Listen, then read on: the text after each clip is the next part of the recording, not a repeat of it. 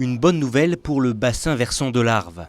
En effet, dans le cadre de son 11e programme, l'Agence de l'eau a débloqué une enveloppe bonus destinée à une trentaine de communes et maîtres d'ouvrage portant sur la compétence de l'eau. Donc pour mobiliser les territoires sur ce programme plus sélectif, on a inventé, sur la suggestion de Marcel Sadier, président du comité de bassin, ce dispositif de bonus, c'est-à-dire qu'on peut consacrer une partie de l'enveloppe globale du contrat à des actions qui normalement n'auraient pas été éligibles, mais qui vont permettre à des petites communes rurales des territoires de réaliser des projets, des ouvrages qui leur tiennent à cœur dans le domaine de l'eau potable et de l'assainissement.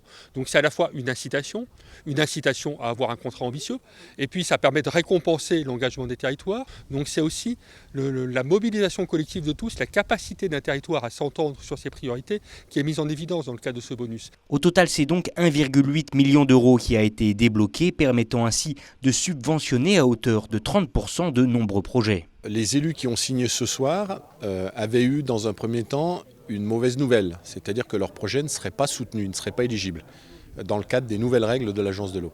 Et puis comme on a créé ce fameux bonus, de lettres négatives, aujourd'hui ils ont une signature avec pour certains des montants de financement quand même à hauteur de 30 à 40%. Donc je pense qu'effectivement les élus ce soir sont très heureux.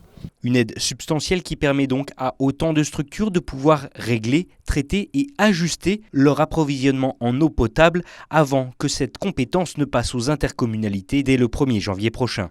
Alors pour ce qui concerne la commune de Mont-Saxonnet, ces fonds sont destinés en matière d'assainissement à poursuivre l'extension du réseau d'assainissement collectif sur les quartiers qui ne sont encore pas équipés de l'assainissement collectif.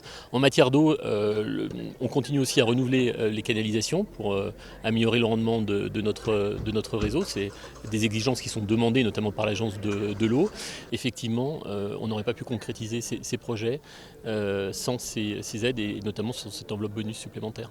Un bonus synonyme de première française et dont le principe pourrait d'ici peu être décliné sur de nombreux autres territoires à travers le quart sud-est de la France.